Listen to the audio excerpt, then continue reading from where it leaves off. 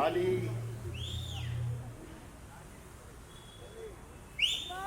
ನಾನು ಯಾವಾಗಲೂ ನನ್ನ ಜೊತೆ ನನಗೆ ನನ್ನ ತಮ್ಮಂದಿರು ಹುಟ್ಟಲಿಲ್ಲ.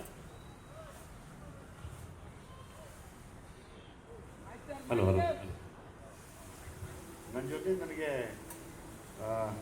ತಮ್ಮಂದಿರು ಹುಟ್ಟಲಿಲ್ಲ. ಸೊ ಹಂಗಾಗಿ ಡಾಲಿನ ಒಂದಷ್ಟು ಜನ ನನ್ನ ಸ್ನೇಹಿತರನ್ನ ನನ್ನ ತಮ್ಮದಿರ ಥರ ನೋಡ್ತೀನಿ. ಅದು ಗೊತ್ತಿಲ್ಲ, ಒಂದು ಅಣ್ಣ ಅಂದಾಗ ಒಂದು ತಮ್ಮ ಹೇಗಿರ್ತಾನೆ ಅಂತ. ಸುಮಾರು ಜನ ನನ್ನ ತಂಬಿ ಅಂತ ಒಬ್ಬನಾಗ ಯಾವಾಗಲೂ ಪ್ರೀತಿಯಿಂದ ಕರಿತೀನಿ. ಹಂಗೆ ನಾನು ಧನಂಜಯನ ನೋಡ್ತೀನಿ, ನಮ್ಮ ಅಡ್ವೊಕೇಟ್ನ. ನಿನ್ನೆ ನಾಗಭೂಷಣನ ಆ್ಯಸ್ ಇಟ್ ಈಸ್ ನಮ್ಮ ಚೇರ್ಮನ್ರು. ನಿನ್ನೆ ಚೇರ್ಮನ್ರು ಅನ್ನೋದು ನಾನು. ಅಂದರೆ ಆ ಒಂದು ಸ್ಟೇಜು ಸಿಗತ್ತೆ ಖಂಡಿತವಾಗ್ಲೂ. ನಿಮ್ಮನ್ನೆಲ್ಲ ನಾನು ಅದೇ ಥರ ನೋಡ್ತೀನಿ ಯಾವಾಗಲೂ. ನಾನು ಇನ್ನೊಂದ್ಸತಿ ಯಾರನ್ನ ದೊಡ್ಡವರು ನಾನು ಯಾವ ಸ್ಟೇಜ್ ಮೇಲೂ ಬರೋಣ. ಅದೇ ಅವ್ರಿಗೆ ಹೇಳಿದೆ, ಈಗ ನಾನು ಪಂಚೆ ಶರ್ಟ್ ಹಾಕೊಂಡು ಟವಲ್ ಹಾಕೊಂಡು ಬರ್ಬೇಕು, ದಾರಿ ಬಿಡ್ರ ಅಂತ. ಧನಂಜಯನ ಬಗ್ಗೆ ಯಾವಾಗಲೂ ನನಗೊಂದು ಅಪಾರವಾದ ಗೌರವ ಇದೆ ಅದ್ರಲ್ಲಿ. ಯಾಕೆಂದರೆ ತಾನು ಬೆಳೆದು ಜೊತೆಲಿದ್ದವ್ರನ್ನೂ ಬೆಳೆಸ್ಕೋಬೇಕು ಅಂತ, ಜೊತೆಲಿರೋರು ಎಲ್ಲರನ್ನೂ ಕರ್ಕೊಂಡು ಆ ಮುಂದಕ್ಕೆ ಹೋಗುವಂಥ ಮನೋಭಾವನೆ ತುಂಬ ದೊಡ್ಡದು. ಎಲ್ರಿಗೂ ಬರಲ್ಲ. ಸ್ಪೆಷಲಿ ನಮ್ಮ ಗಾಂಧಿನಗರದಲ್ಲಿ ಹುಟ್ಟಿದ್ರೆ ಸಾಕು, ತುಳಿದಾಗ್ತಾ ಇರ್ತಾರೆ ಹಂಗೆ ಹಾಕ್ಕೊಂಡು.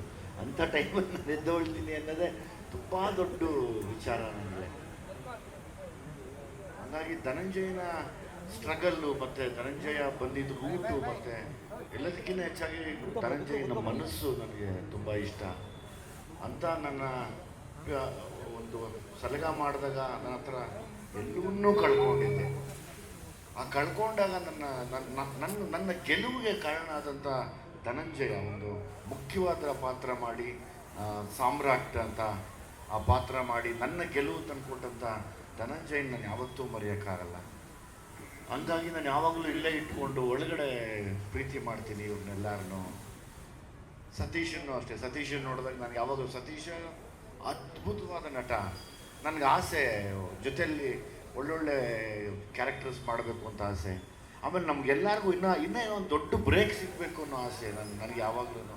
ನನಗೂ ಏನೂ ಸಿಕ್ಕಿಲ್ಲ ಇನ್ನು ಅಂತ ನಾನು ಯಾವಾಗಲೂ ಅನ್ಕೋತೀನಿ. ಇನ್ನೇನನ್ನ ಮಾಡಬೇಕು. ಫಾರ್ ಎಕ್ಸಾಂಪಲ್ ನಾನು ನಿನ್ನ ಮರ್ತೇ ಹೋಗ್ತೀನಿ ಕಣಪ್ಪ, ನಮ್ಮ ನವೀಣ, ಗುಲ್ಟು ನವೀಣ.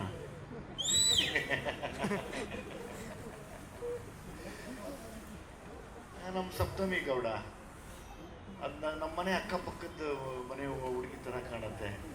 ನೀವಂತೂ ತೊಂದರೆ ಇಲ್ಲ ಬಿಡಮ್ಮ, ಇವಾಗ ಎಸ್ಟಾಬ್ಲಿಷ್ಡ್. ಈಗ ಭಾರಿ ಖುಷಿ ಆಗುತ್ತೆ ನೋಡಿದಾಗ ನಮಗೆಲ್ಲನೂ. ಅಂದರೆ ನಾವೆಲ್ಲ ಏನಿಲ್ಲೆಲ್ಲ ಸೇರಿದ್ದೀವಿ.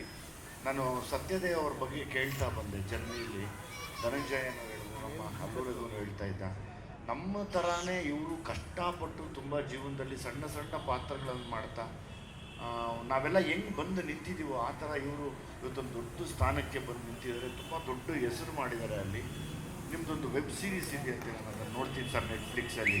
ಐ ಆಮ್ ಸಾರಿ, ನಾನು ಅದನ್ನು ನೋಡಿಲ್ಲ ಅದನ್ನು. ನಮ್ಮ ಹುಡುಗ ಹೇಳ್ತಿದ್ದ ಅದನ್ನು.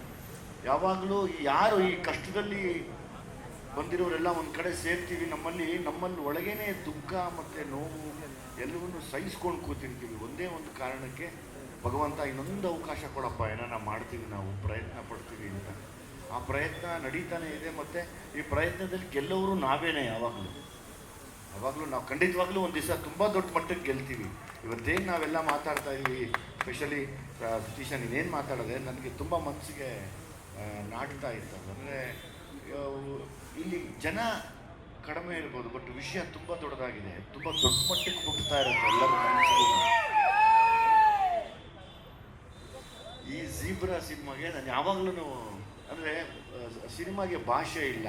ತೆಲುಗು, ಕನ್ನಡ, ತಮಿಳು, ಹಿಂದಿ ಯಾವತ್ತೂ ಭಾಷೆ ಇಲ್ಲ. ಎಷ್ಟೋ ನೋವುಗಳನ್ನು, ಎಷ್ಟೋ ಖುಷಿಗಳನ್ನು ನಾವು ತೆರೆ ಮೇಲೆ ಹಂಚ್ಕೋತೀವಿ. ಅದನ್ನೆಲ್ಲ ಭಾಷೆನ ಮ್ಯೂಟ್ ಮಾಡಿ ನೋಡಿದ್ರೆ ಎಲ್ರಿಗೂ ನೋವಾಗುತ್ತೆ, ಎಲ್ರಿಗೂ ಖುಷಿ ಆಗುತ್ತೆ, ಎಲ್ರಿಗೂ ನಿಜ ಅನಿಸುತ್ತೆ, ಎಲ್ರಿಗೂ ತಪ್ಪು ಅನಿಸುತ್ತೆ. ಅದು ಸಿನಿಮಾ. ಸೊ ಹಾಗಾಗಿ ಝೀಬ್ರಾ ಸಿನಿಮಾ ನಮ್ಮ ಕನ್ನಡದ ಸಿನಿಮಾ ಎಲ್ಲ ಕಡೆ ತುಂಬ ದೊಡ್ಡ ಮಟ್ಟಕ್ಕಾಗಲಿ, ತುಂಬ ಒಳ್ಳೆಯದಾಗಲಿ ಅಂತ ನಾನು ಮನಸಾರೆ ಬಯಸ್ತೀನಿ.